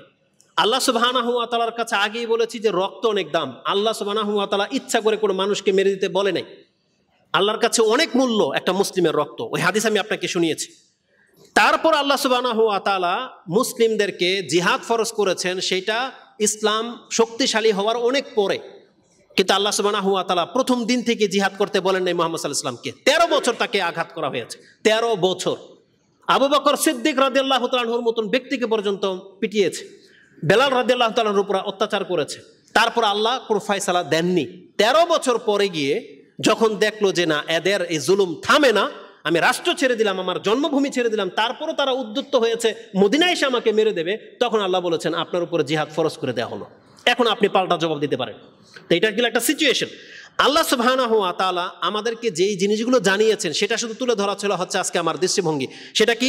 আল্লাহ বলেছেন কেন আমি তোমাদের উপরে জিহাদ ফরজ করেছি। আল্লাহ বলেছেন লিয়ালামাল্লাহুল্লাযিনা আমানু, আল্লাহ প্রথম উদ্দেশ্য করেছেন যে আমি জিহাদের মাধ্যমে পরীক্ষা করব যে কারা প্রকৃত অর্থে আল্লাহর প্রতি ঈমান এনেছে। কারণ যারা মুমিন তারা এই সিদ্ধান্তকে মেনে নেবে, কিন্তু যারা মুমিন হতে পারেনি, শুধু মুখে বলে আর মাথায় টুপি আর দাড়ি, তারা বলবে যে ইসলামে এটা একটা বর্বরতা। আজকে মুসলমানের ঘরের সন্তান জন্ম নেওয়ার পরেও বলে যে জিহাদ নাকি একটা বর্বরতা, এটা নাকি এই যুগে চলে না।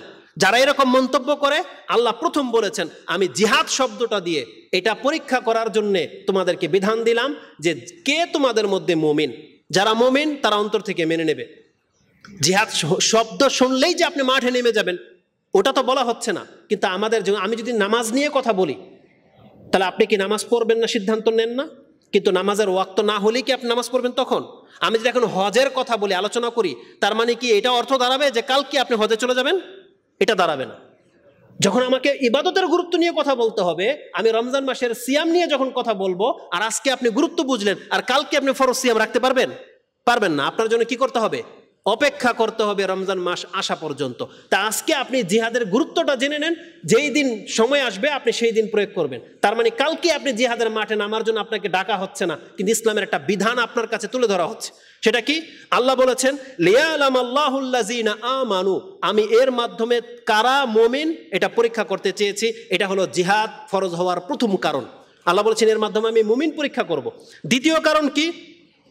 ওয়ায়াত্তাখিযা মিনকুম শুহাদা, এটা হচ্ছে সবচেয়ে ইম্পর্টেন্ট কারণ। আল্লাহ বলেছেন মুমিন হওয়ার পরে জান্নাতে যাওয়ার শর্টকাট 4টা রাস্তা আছে। এক হলো নবী হয়ে যাওয়া। যতগুলো নবী আল্লাহ পৃথিবীতে পাঠিয়েছেন সব নবী জান্নাতি, কারণ নবী তারা। আল্লাহ বলেছেন দ্বিতীয় স্টেপ হচ্ছে সিদ্দিকিন, যারা সিদ্দিকিন তারা সুউচ্চ মর্যাদা পাবে। তৃতীয় স্টেপ হচ্ছে শহীদ, যারা শহীদ হতে পারবে তারা মর্যাদার সুউচ্চ স্থান পাবে। আর যারা সলেহীন সারা জীবন ভালো কাজ করে যাবে তাদেরকে আল্লাহ সম্মানিত জায়গা দেবে। কিন্তু আল্লাহ সুবহানাহু ওয়া তাআলা শহীদের কোঠাটা রেখেছেন এটা একটা শর্টকাট রাস্তা। শর্টকাট রাস্তা বোঝেন? আপনাকে 60 বছর বেঁচে থাকলে 60 বছর 5 ওয়াক্ত ফরজ নফল রেখে দান সদকা করে ওই জায়গাটা পেতেন, যেটা আল্লাহ আপনাকে এক চান্সে মালিক করে দিলেন। সেটা হলো কি? যুদ্ধ শুরু হয়ে গেছে, আপনি অ্যাটেন্ড হলেন, শহীদ হয়ে গেলেন, আল্লাহ আপনাকে শর্টকাট সে উচ্চতর মর্যাদাটা দিয়ে দিবেন। এখন আল্লাহ যদি জিহাদি ফরজ না করতেন তাহলে আপনি শহীদ হইতেন কিভাবে? এই কোঠাটা পুরা হবে কিভাবে? এজন্য আল্লাহ বলেছেন লিয়াত্তাখিযা, আমি যাতে গ্রহণ করতে পারি মিনকুম শুহাদা, তোমাদের মধ্যে কতক ব্যক্তিকে শহীদ হিসেবে। আল্লাহ গ্রহণ করে নিয়েছিলেন বদরের যুদ্ধের, উহুদের যুদ্ধের, কত কত শহীদ হয়েছেন সাহাবা একরামদের মধ্যে, যাদের নাম শুনলে আমরা রাদিয়াল্লাহু তাআলা আনহু বলি, যাদের নাম শুনে তাদের মতো করে আমাদের সন্তানের নাম রাখি। কতজন ব্যক্তি এইসব যোদ্ধাদের কথা শুনে নিজের ছেলের নাম রেখেছিলেন হানজালা, কত ছেলের নাম রেখেছিলেন হামজা, কত ছেলের নাম রেখেছিলেন উমায়ের, কত ছেলের নাম রেখেছেন ওমর, আবু বকর। তাহলে কেন রেখেছেন? তার মানে আপনি এটাও পছন্দ করেন যে আমার তাদেরকে ভালো লাগে, তাদের নাম শুনলে আমরা রাদিয়াল্লাহু আনহু বলি। তাহলে ওই চরিত্রটা আমরা কেন গ্রহণ করতে চাই না? কেন? অথচ এটা আমাদের চরিত্র ছিল, এটা মুসলিমদের চরিত্র হওয়া উচিত, যেটা আমাদের সালাফরা গ্রহণ করেছেন। ওই একই রক্ত আমাদের শরীরেও আছে। তো আল্লাহ সুবহানাহু ওয়া তাআলা বলতেছেন জিহাদের মাধ্যমে আমি কতককে শহীদের মর্যাদা দিতে চেয়েছি, এই জন্য জিহাদ ফরজ করা হয়েছে। তারপর আল্লাহ কি বলেছেন? ওয়াল্লাহু লা ইউহিব্বুল যালিমিন। তারপর আল্লাহ বলছেন আমি জালেমকে পছন্দ করি না। তার মানে এর মাধ্যমে আল্লাহ আমাদেরকে জুলুম করা শেখান নাই। তারপর আল্লাহ সুবহানাহু ওয়া তাআলা চতুর্থ যেটা বলেছেন সেটা হচ্ছে কি? ওয়ালিয়ুমাহহিসাল্লাহুল্লাযিনা আমানু, আর মুমিনের অন্তরের মধ্যে, মুমিনের পাপে আমলের মধ্যে যে নাপাকিগুলো লেগে গেছে আমি জিহাদের মাধ্যমে তাকে সেই নাপাকি থেকে মুক্ত করতে চেয়েছি। তার মানে এটা হলো একটা পাপের কাফফারা। কারণ রাসূলুল্লাহ সাল্লাল্লাহু আলাইহি ওয়াসাল্লাম বলেছেন, কোনো শহীদ ব্যক্তি যখন শহীদ হয়ে যায়, ওর মায়ের পেট থেকে জন্ম নিলে যেমন নিষ্পাপ হয়ে যায়, তার আমলনামা থেকে এইভাবে আল্লাহ তাকে মুক্ত করে দেন, একমাত্র ঋণের পাপ ছাড়া। রাসূল বলছেন ইল্লাদ-দাইন, তবে শহীদের সব পাপ মাফ হয়ে যায়, তবে ঋণের পাপ মাফ হবে না। এটা মস্ত বড় একটা পাপ। এজন্য ঋণগ্রস্ত শখ করে আপনি ঋণগ্রস্ত হয়েন না। নিজের বাড়ি বানানোর জন্য, জায়গা কেনানোর জন্য আপনি ঋণ নিয়েন না। ঋণগ্রস্ত অবস্থায় মরে গেলে, শহীদ হয়ে মরলেও আপনি শাস্তি পাবেন, কিন্তু ঋণ ছাড়া বাকি সমস্ত পাপকে আল্লাহ মাফ করে দিবেন। আবার এটা ভাববেন না যদি কেউ শিরক করে মরে যায় তার শহীদ হলে মাফ করে দেবে। এটা তো আমাদের মূলনীতি। মূলনীতি বোঝেন না? মূলনীতি কি হবে? মুমিন হতে হবে, মুসলিম হতে হবে, তারপরে এই ফজিলতগুলো কাজে আসবে। কিন্তু কোনো ব্যক্তি যদি শিরক করে মরে যায় আর যদি আল্লাহর রাস্তায় জিহাদ হয়, মাপ পাবে? মাপ পাবে না। মূলনীতি আপনাকে ঠিক রাখতে হবে। তা আল্লাহ সুবহানাহু ওয়া তাআলা বলেছেন ওয়ালিউমাহহিসাল্লাহুল্লাযীনা আমানু ওয়া ইয়ামহাকাল কাফিরিন। আর আল্লাহ বলেছেন ওয়া ইয়ামহাকাল কাফিরিন, আমি জিহাদের মাধ্যমে মুসলিমদেরকে পবিত্র করতে চেয়েছি আর কাফেরদেরকে আমি নিশ্চিহ্ন করতে চেয়েছি। এটা ছিল আল্লাহ সুবহানাহু ওয়া তাআলার উদ্দেশ্য জিহাদ ফরজ করার। কয়টা? এক, আল্লাহ বলেছেন আমি ঈমানের পরীক্ষা করব এর মাধ্যমে। দুই, আমি তোমাদের কতককে শহীদ হিসেবে পেতে চাই। আমি তোমাদের এর মাধ্যমে যারা যুদ্ধ করে ফিরে আসবে তাদের পাপকে মাফ করে দেওয়ার ঘোষণা করেছেন। এবং আল্লাহ বলেছেন আমি এর মাধ্যমে এই জমিন থেকে কাফেরদেরকে শাস্তি দিতে চাই, কাফেরদেরকে বিতাড়িত করতে চাই এই জিহাদের মাধ্যমে। এই আয়াতের মধ্যে 4টা পেলাম। উপরন্ত সূরা বাকারার আরেকটা আয়াতে, যেটা আপনি 216 নম্বর আয়াতে পেয়ে যাবেন, যদি লম্বা হয়ে যাচ্ছে, তাতে আল্লাহ সুবহানাহু ওয়া তাআলা বলেছেন কুতিবা আলাইকুমুল কিতাল ওয়া হুয়া কুরহুল লাকুম, তোমাদের উপরে জিহাদকে ফরজ করে দিলাম যদিও সেটা তোমাদের কাছে কষ্টকর বা অপছন্দনীয়। ওয়া আসা আন তাকরাউ শাইআন ওয়া হুয়া খায়রুল লাকুম। তারপর আল্লাহ বলেছেন কতক বিষয় আছে যেগুলো তোমরা অপছন্দ করো, পছন্দ করো না, কিন্তু এর মধ্যেই তোমার কল্যাণ রয়েছে। এটা জিহাদের আয়াত, যেহেতু কি কল্যাণ আছে। রাসূল সাল্লাল্লাহু আলাইহি ওয়াসাল্লাম কি বলেছেন? জিহাদের মাধ্যমে মুসলিমদের সাম্রাজ্য বৃদ্ধি পাবে, মুসলিমদের জীবনের নিরাপত্তা বৃদ্ধি পাবে। জিহাদের মাধ্যমে মুসলিমরা দাস দাসের মালিক হবে, মুসলিমরা গনিমতের মালিক হবে, মুসলিমরা পুরা পৃথিবী শাসন করতে পারবে। এই প্রত্যেকটা জিনিস জিহাদের মাধ্যমে হাসিল হবে।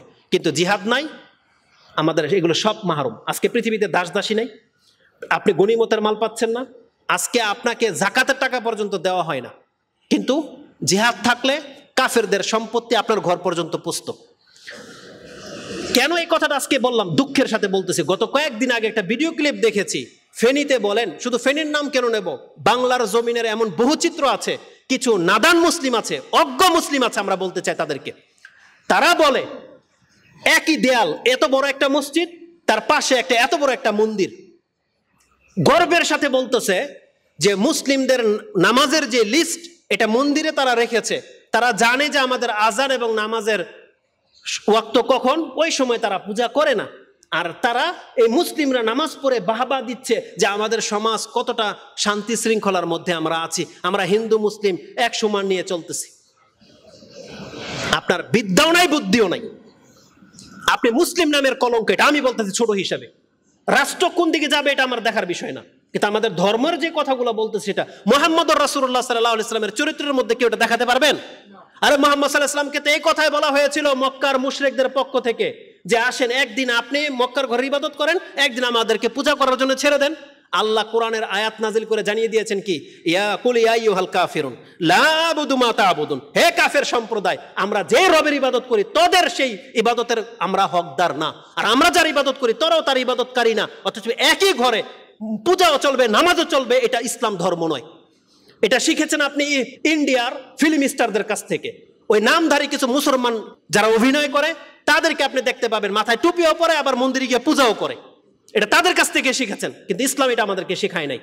আল্লাহ বলতেছেন মুহাম্মদ সাল্লাল্লাহু আলাইহি ওয়াসাল্লামকে, যেখানে মুসলিম পাড়া দেবে সেখানে শুধু আল্লাহর আইন চলবে। এটা ছিল ইসলামের বিধান, এটা ছিল নবী রাসূলকে পাঠানোর উদ্দেশ্য। নাহলে ওমর রাদিয়াল্লাহু তাআলা আনহু তিনি খ্রিস্টানদেরকে, ইহুদিদেরকে বের করতেন না। রাসূল সাল্লাল্লাহু আলাইহি ওয়াসাল্লাম মদিনা থেকে ইহুদিদেরকে বের করে দেন নাই। কেন করেছেন? যেখানে মুহাম্মদ থাকবে, মুহাম্মাদের অনুসারী থাকবে, সেখানে হিন্দু থাকবে, বৌদ্ধ, খ্রিস্টান সব থাকবে। এটা হইতে পারে না। আমাদেরকে সেই নীতি শিক্ষা দেওয়া হয়েছিল। আর তাদের ঘরের সন্তান সেই মাযহাবের অনুসারী হয়ে, সেই মতাদর্শের অনুসারী হয়ে আপনি মসজিদ থেকে বের হয়ে বলতেছেন আমাদের ঘরে এখানে পূজা চলে আর এখানে নামাজ চলে, নামাজের সময় পূজা বন্ধ, পূজার সময় নামাজ বন্ধ।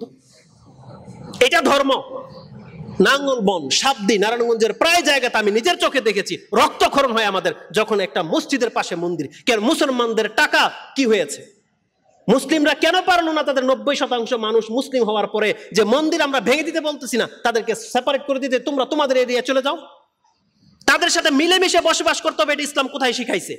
বরং ইসলাম শিখাইছে যেখানে মুসলিমরা বাস করবে সেখানে অমুসলিমরা যদি বাস করে কন্ডিশনের সাথে, তাহলে তারা নিরাপত্তা পেয়ে যাবে, কোনো মুসলিম কোনো অমুসলিমকে আঘাত করবে না, জুলুম করবে না। এটা ইসলাম শিখিয়েছে। কিন্তু এটা কখন শিখাইলো ইসলাম যে মুসলিমরা হিন্দুর, খ্রিস্টান, বৌদ্ধর সাথে মিলেমিশে থাকবে? এটা কোন আয়াতের ভিত্তিতে আপনি করলেন?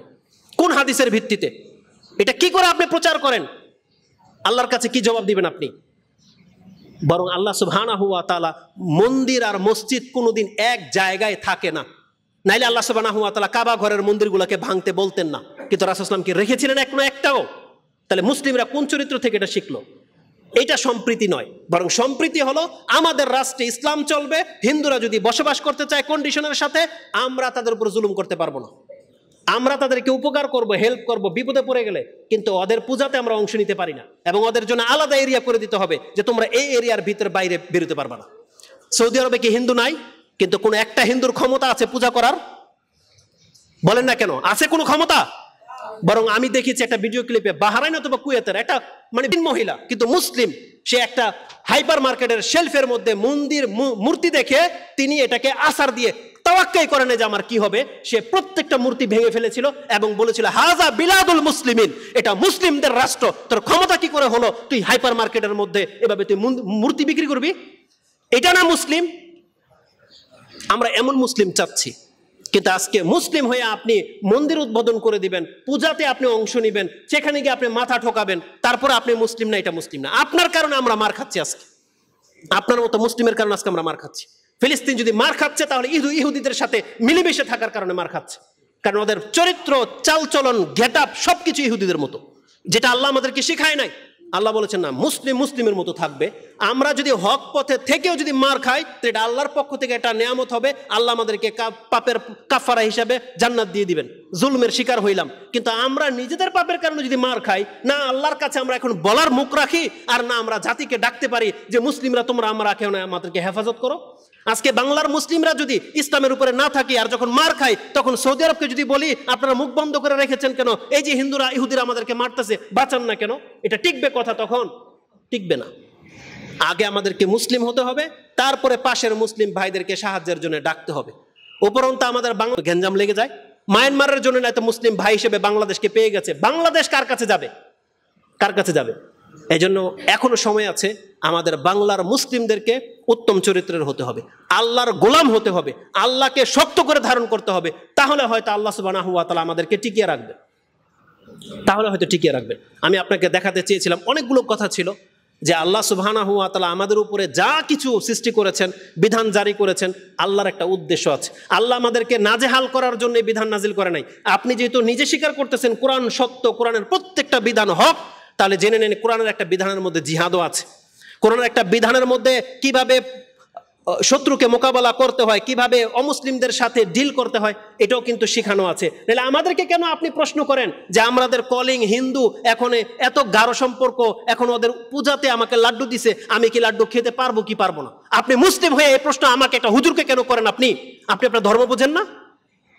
কেমন আপনি এমন বন্ধুত্ব তৈরি কেন করলেন যে যার পূজার লাড্ডু আপনি ফেরত দিতে পারবেন না, তার কষ্ট হবে, অথচ আপনি আপনার রবেরকে কষ্ট দেওয়ার জন্য এই পদ্ধতি গ্রহণ করেছেন কেন? একটা মুসলিম কি করে এই প্রশ্ন করতে পারে যেটা আমার জন্য জায়েজ কি জায়েজ না? আর এটা কি কোনো উজুর মাসলা বা কিছু? এটা তো আকীদাগত ব্যাপার, এটা তো আপনাকে জানতে হবে, ছোট থেকেই শিখতে হবে। আবু বকর সিদ্দিক রাদিয়াল্লাহু তাআলা আনহু, তার একটা কৃতদাস গোলাম ছিল, সে ঝাড়ফুঁক করতো, মানে মন্ত্রতন্ত্র দিয়ে ঝাড়ফুঁক করতো, মিথ্যুক ঝাড়ফুঁকার ছিল। ও বলতেছে আমি কোনো একদিন একজনকে ঝাড়ফুঁক করে দিয়েছি, যদি আমি ঝাড়ফুঁক জানতাম না, আর হয়ে গেল, ওই লোক ভালো হয়ে গেছে মুশরিক অবস্থায়, তো ওই দিন আমি কিছু টাকা পাইতাম। ইসলাম বিজয় হওয়ার পর ওই লোকের সাথে দেখা হয়েছে, তখন আমাকে সেই টাকা ও উপঢৌকনটা দিছে, আর ও থেকে আমি কিছু খাদ্য কিনে আনছি। আবু বকর রাদিয়াল্লাহু তাআলা আনহুকে প্রথমে এই কথা বলা হয় নাই, বলছে যে নেন এই খাদ্য খান। তিনি খাইলো, জিজ্ঞেস করলে কিসের খাদ্য? তো বলছে জাহিলিয়াতের যুগে আমি ঝাড়ফুঁক করছিলাম, ওই টাকা দিছে, ওই টাকার খাদ্য।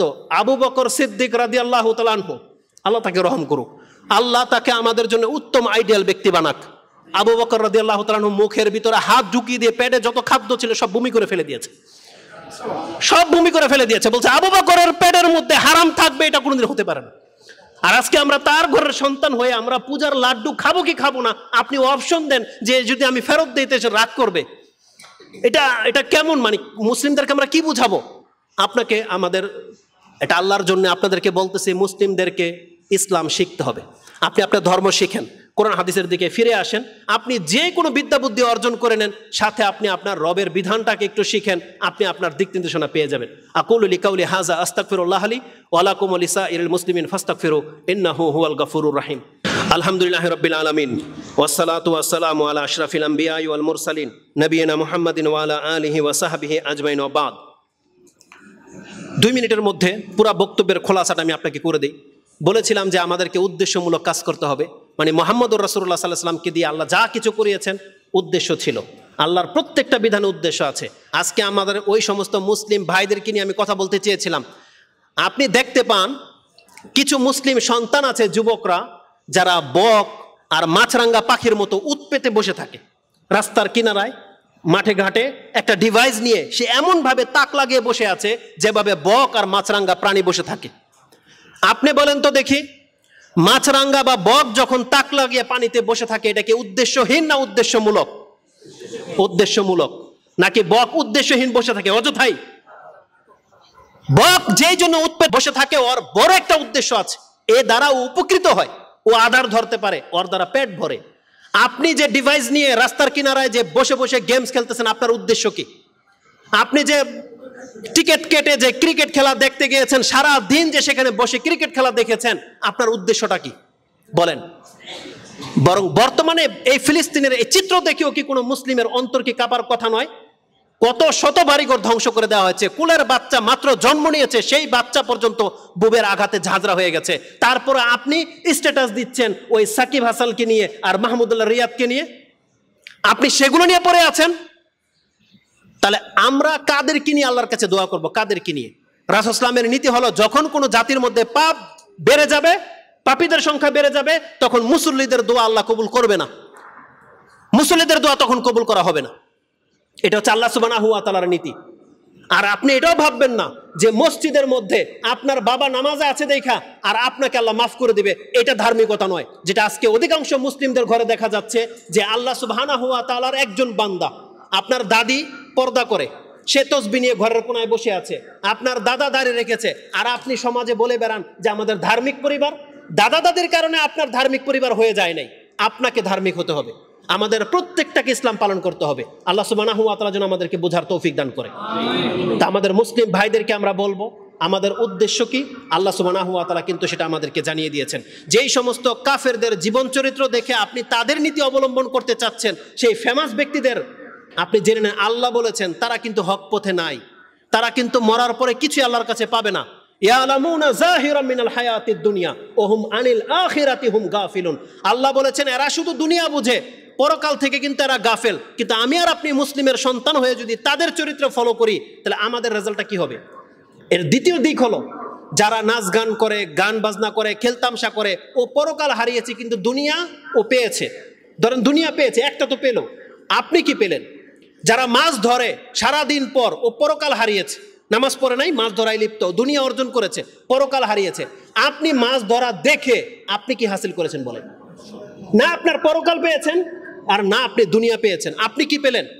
এজন্য আমাদের মুসলিম ভাইদেরকে আমরা বলবো, যুবকদেরকে বলবো, আপনার সময় এখন গেমস খেলার নয়, আপনি তসবিহ জপেন, আপনি আল্লাহকে বলেন। যেতে অন্যান্য রাষ্ট্রের মধ্যে মুসলিমদের উপরে যেভাবে নির্যাতন শুরু হয়ে গেছে, আমাদের বাংলাদেশে কি কিন্তু আল্লাহ ইহুদিদেরকে দিয়ে বোম ফেলানো হবে না। আল্লাহ যদি একটা ভূমিকম্প দিয়ে দেয়, যেভাবে খাদ্যের দাম বেড়ে যাচ্ছে, যদি খাদ্যের সংকট দেখা দেয়, কি করবেন? আপনি টাকা শুধু চাবিয়ে খেতে পারবেন, আপনার পেট ভরবে না। অতএব আল্লাহর কাছে তওবা করতে হবে, আমাদের মুসলিম ভাইদের জন্য দোয়া করতে হবে, আপনাদেরকে তাদেরকে দেখে আমাদের রং তামসা থামাতে হবে। কিন্তু আজকে অধিকাংশ পোলাপান ফেসবুকের মধ্যে স্ট্যাটাস দেয়, আল্লাহর কাছে দোয়া তো নাই, মুসলিমদের জন্য দোয়াও করে না। সে তার অবস্থানে ঠিকই কি খাচ্ছে, বার্গার খাচ্ছে না পার্কে যাচ্ছে, ওগুলোই সে রং তামসার মধ্যে সে লিপ্ত। কিন্তু যখন বিপদে পড়বে তখন হুজুরদেরকে ডাকবে, হুজুরদেরকে খুঁজবে যে এরা আল্লাহর কাছে দোয়া করে না কেন, এরা আমাদের পক্ষ হয়ে জিহাদ করে না কেন। আজকে যে সমস্ত মহিলারা পর্দা ছেড়ে দিয়েছেন, আপনার উপরে যখন চড়াও হবে তখন আপনি মুসলিম ভাইদেরকেই তখন ডাকবেন যে আমার মুসলিম ভাইয়েরা কোথায়, আপনি ডাকবেন, কিন্তু সেখানে তখন আর বাঁচানোর মতন কেউ থাকবে না। এই জন্য বিপদ আসার আগেই আমাদেরকে ইসলাহ করতে হবে। কোরআনে আল্লাহ সুবহানাহু ওয়া তাআলা একটা আয়াতে বলে দিয়েছেন রাসূল সাল্লাল্লাহু আলাইহি ওয়াসাল্লামকে, ওমা কানা রাব্বুকা লিইহলিকাল কুরা বিজুলমিন ওয়া আহলুহা মুসলিহুন। হে নবী, আপনি জেনে নেন আপনার রব এমন নয় যে আল্লাহ কোন জাতিকে দেখতে পাচ্ছেন সেই জাতি নিজের পরিবর্তন নিয়ে নিচ্ছে, তারপরও আল্লাহ জালেমের মতো তাদের উপরে শাস্তি দেবে। আপনার রব এমন নয়। তার মানে আল্লাহ আমাদেরকে জানিয়ে দিয়েছেন আমরা বাঙালি মুসলিমরা যদি আল্লাহ সুবহানাহু ওয়া তাআলার দিকে ফিরে আসি, আমরা যদি ইসলাহ করে নেই, যতদিন পর্যন্ত ইসলাহর কাজ চলতে থাকবে, আমাদের পাপ থাকলেও আল্লাহ বলছেন আমি জাতিকে হালাক করব না। অতএব আমাদেরকে শুধরাতে হবে, আমাদের মুসলিম ভাইদের পাশে দাঁড়াতে হবে, যে যতটা যেভাবে পারি। আমাদের দোয়া তো করতে পারি অন্তত, আমরা ইহুদি নাসারাদের সাথে সম্পর্ক তো কাটতে তো পারি, এটা তো করতে পারি অন্তত। নাকি এর জন্য আমাদের উপর বোম ফেলা হবে? এর জন্য বোম ফেলা হবে না। জেনে নেন আল্লাহ সুবহানাহু ওয়া তাআলা আমাদেরকে বোঝার এবং সে অনুযায়ী আমল করার তৌফিক দান করুন। আমরা দোয়া করি আল্লাহ তুমি আমাদের মুসলিম ভাইদের উপর থেকে এই জুলুম থেকে তুমি তাদেরকে পরিত্রাণ দিয়ে দাও। আল্লাহ আমাদের মুসলিম সন্তানদেরকে আল্লাহ তুমি এই জালেমদের জুলুম থেকে হেফাজত করো। আমাদের মা বোনদেরকে আল্লাহ তুমি হেফাজত করো, তাদের ইজ্জত এবং রক্তকে আল্লাহ তুমি হেফাজত করো। তারা তোমার বান্দা আল্লাহ, তুমি বলেছো তারা সবচেয়ে বেশি সম্মানিত এই পৃথিবীতে, এবং ইহুদিরা হচ্ছে সবচেয়ে নিকৃষ্ট। আল্লাহ তুমি এই কথা বলেছো, তাদের এই জমিনে টিকে থাকার কোনো অধিকার নাই। আল্লাহ তুমি আমাদেরকে শক্তিশালী করো, আমাদের মুসলিমদেরকে এক করে দাও, আমাদের প্রত্যেকটা মুসলিম যেন তাদের জন্য ব্যতীত হই। আল্লাহ তুমি আমাদেরকে হারাম থেকে মুক্ত হয়ে তোমার প্রকৃত বান্দা হওয়ার তৌফিক দান করো, এবং বাংলার জমিনে প্রত্যেকটা সেক্টরে আল্লাহ তুমি ইসলামটাকে পৌঁছে দাও, এবং তারা যেন তোমার দিন বুঝতে পারে, যে তাওহীদ রাসূল সাল্লাল্লাহু আলাইহি ওয়াসাল্লাম আমাদেরকে শিক্ষা দিয়েছেন, তারা যেন সেই একত্বের দিনটাকে গ্রহণ করতে পারে। আল্লাহ তাদেরকে এই সমস্ত পুতুল পূজা থেকে তুমি আমাদেরকে হেফাজত করো। ওয়াজুনুবনি ওয়া বানি আন না'বুদাল আসনাম, আল্লাহ তুমি আমাদেরকে এবং আমাদের সন্তানদেরকে আল্লাহ তুমি পুতুল পূজা থেকে বাঁচিয়ে রাখো। আমিন ইয়া রাব্বাল আলামিন। সুবহানাকাল্লাহুম্মা রাব্বানা বিহামদিকা আশহাদু আল্লা ইলাহা ইল্লা আনতা আস্তাগফিরুকা ওয়া আতুবু ইলাইক। আসসালামু আলাইকুম ওয়া রাহমাতুল্লাহি ওয়া বারাকাতুহু।